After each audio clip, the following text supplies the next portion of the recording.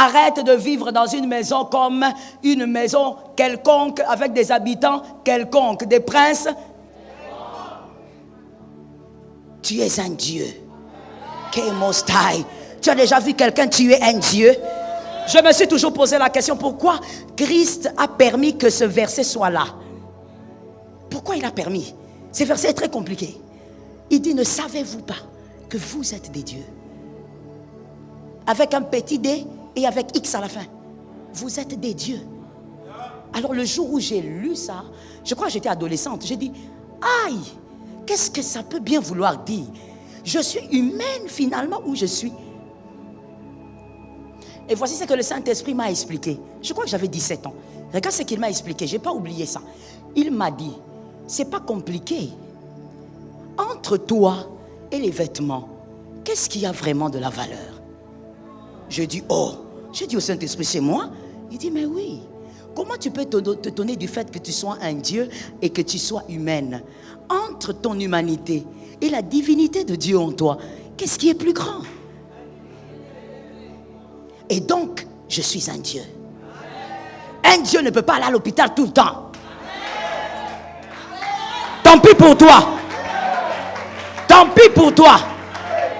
Un Dieu ne peut pas aller à l'hôpital tout le temps. Ah, je te comprends.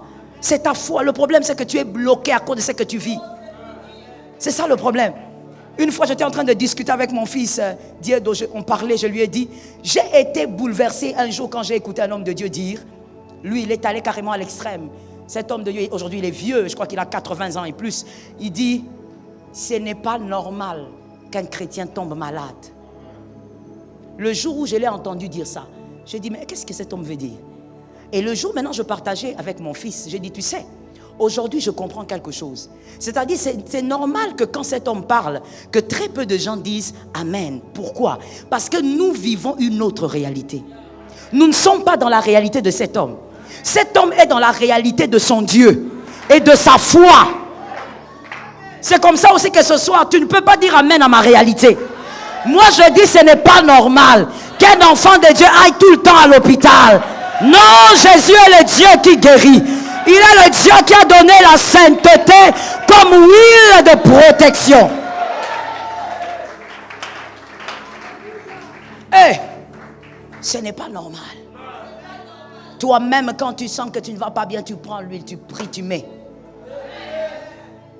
Et c'est la foi qui va chasser la maladie pour imposer la sainteté. On verra là où est-ce que la maladie reviendra. Lorsque tu mets une huile consacrée, c'est comme si sur ton corps était écrit « Interdit de toucher ». Est-ce que quelqu'un entend? Interdit de toucher. Alors moi j'ai dit au Seigneur, c'est fini. Mes petits pieds là n'arriveront pas là-bas. Cet endroit là, appelé hôpital là. Je me rappelle encore, j'aime raconter ça parce que ça aiguise ma foi. Vous savez, je vous ai souvent dit, il faut avoir les cartouches du passé pour aiguiser votre foi dans le présent. Ça m'aiguise tellement, ça aiguise tellement ma foi que je me dis, ouais, c'est possible. Je me rappelle encore quand la tante de mes enfants, leur tante paternelle était malade, nous sommes allés à l'hôpital avec mes enfants et c'était donc après leur cours. Donc j'ai dit, bon écoutez, si je ne fais pas ça avec tous les programmes que j'ai, on n'ira jamais. Entrez dans la voiture avec les uniformes, on va à l'hôpital. On arrive à l'hôpital. D'abord c'était un endroit très compliqué, mais on est quand même arrivé. Arrivé là, on dit, bon on descend, on ouvre les portes, on entre. Ça a commencé avec le plus petit. Il dit, maman, il y a une odeur bizarre ici. Je lui ai dit, il n'y a pas d'odeur bizarre. C'est ça même l'odeur de l'hôpital. Et puis, les filles aussi ont commencé à dire, non maman, cette odeur est étouffante. Je les ai regardées. Et vous savez ce que moi j'ai capté? J'ai dit gloire à Dieu. Parce qu'ils ne savent même pas que ce qu'ils sentent là, c'est ça l'odeur de l'hôpital. Mais tu sais pourquoi ils ne reconnaissent pas ça? Ils ne sont jamais entrés. Il y a quelqu'un qui a été en retard. Tu devais prendre ça. Tu devais prendre ça. Tu as été distrait. Ils ne sont jamais entrés. L'aîné va avoir 17 ans. Ils ne sont jamais entrés. Tu vois? Ça, tu sais pourquoi je te raconte ça? Parce que je suis devant toi et c'est pratique. Parce que si je te parle d'un homme de Dieu, je ne sais où, la Bible, tu vas trouver ça vraiment abstrait. Tu vas dire, ah, bah, réalité n'a et Kessani. Mais moi, je te parle de quelque chose que tu peux vérifier. Pourquoi ça n'arrive pas à tes enfants? Arrête de croire que c'est un problème d'alliance. Arrête ça. Moi, vous savez, moi, j'aime l'équilibre et je crois aux alliances. Mais je veux seulement dire, ne mystifions pas en exagérant un peu certaines choses. L'alliance existe, mais ça ne doit pas faire du corps du Christ. Il y a des gens qui sont comme des gourous et puis il y a des subalternes. Non, nous sommes un royaume de sacrificateurs. C'est-à-dire, arrête de croire que ça arrive dans ma maison parce que, oh, il y a une alliance mystique là-bas. Non, je suis simplement enfant de Dieu. Mais j'ai cru à des mystères que j'ai lus dans la Bible. Je n'ai pas trouvé ça dans un autre livre. J'ai lu dans la Bible. Et j'ai découvert des mystères. Et je dis que si c'est écrit, ça doit être vécu. Ça tombe sur toi, mon fils. Si c'est écrit, c'est pour que ça soit. Toi, tu crois que tu dois seulement venir à l'église, tu te mets, et puis tu m'amènes ta tête. Maman, priez pour moi, j'ai peur avec l'enfant à faire l'opération. C'est quoi ton problème? Toi-même, regarde l'âge que tu as, tu t'es marié, on ne t'a jamais ouvert le ventre. Mais tu m'amènes ton enfant de 4 ans pour qu'on l'ouvre le ventre. C'est quoi ton problème? Pourquoi tu peux trouver ça normal? Merci ma fille, ce n'est pas normal. Je prends un autre témoignage. Tout ça, c'est pour t'édifier, pour te faire comprendre que ces choses sont réelles. Le pouvoir d'une huile consacrée est réel. Un pasteur est venu, c'est un ami, vraiment. Il est venu avec son fils, si je ne me trompe, cet enfant a 4 ans. Et mon mari m'appelle, il me dit, viens, on va prier pour l'enfant. Je viens, je vois le petit garçon tellement mignon cet enfant. J'ai dit, on va prier pourquoi? Non, il faut qu'on aille faire l'opération. Il y a des problèmes au niveau de ses testicules. Vraiment, c'est une malformation. Ah, quand il m'a dit ça, j'ai eu mal. J'ai regardé le petit gamin. J'ai dit, mais cet enfant, on va l'opérer encore. Alors j'ai dit, bon, c'est mon mari qui dirigeait la prière. On a prié. Et pendant la prière, je sentais une révolte. Comme si quelqu'un me disait, pourquoi vous êtes obligé de faire ça? J'ai dit, mais est-ce qu'on prie quel Dieu finalement? On prie seulement les dieux qui doivent protéger dans la salle d'op. Est-ce que le Dieu qui peut faire des miracles n'est pas là? Où est le Dieu qui a créé Adam? Où est le Dieu qui a créé les organes? Hey! Où est le Dieu qui change les vies? J'ai dit non. Après la prière, j'ai regardé mon mari.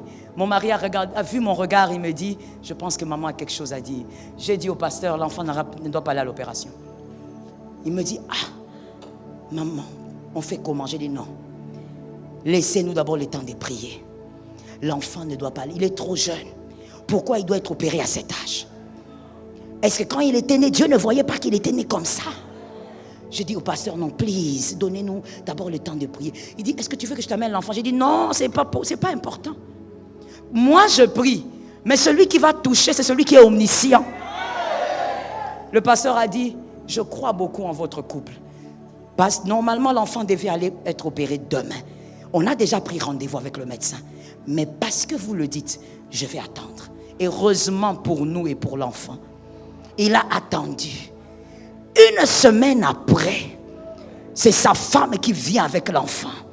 Qui dit, maman Joël, viens voir. Quand elle me montre l'enfant, le Dieu qui crée les organes a restitué l'organe de l'enfant. Oh, je dis à quelqu'un, crois en Dieu, le Dieu des miracles. Arrête de croire à un Dieu très carré. Arrête de croire à un Dieu.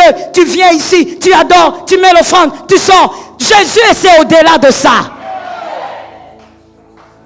Arrête de faire de ta maison une maison de malades. Arrête de trouver ça normal parce que c'est le diable qui nous a imposé ça. C'est ça la vérité. Le diable a travaillé ta connaissance au point où, quand tu es malade, tu ne penses pas à la prière, tu penses d'abord aux médicaments. Vrai ou faux? Dès que tu es malade, tu commences à chercher quel bon médecin peut m'aider. Mon frère, il y a des caisses qui viennent même des États-Unis qui arrivent ici. Je parle des cercueils. Il y a des caisses qui quittent la Belgique qui viennent ici. Donc il ne suffit pas de dire, il faut que je sois dans tel pays, là-bas ça ne va pas rater. Fais attention. Mais Christ, comme un bon grand frère, a prévu un mystère. Pourquoi tu n'appliques pas ce mystère? Ta femme veut un enfant. Monsieur, fais comme Isaac. La Bible dit c'est Isaac qui a prié pour sa femme. Prends de l'huile, prie. Commence à oindre ta femme toutes les nuits. Sur le ventre. Même si c'était diabolique, personne ne viendra. Parce que la sainteté va protéger sa fécondité. Pourquoi vous tombez comme les princes quelconques? Pourquoi dans vos maisons il y a des problèmes qu'il n'y a pas chez les païens?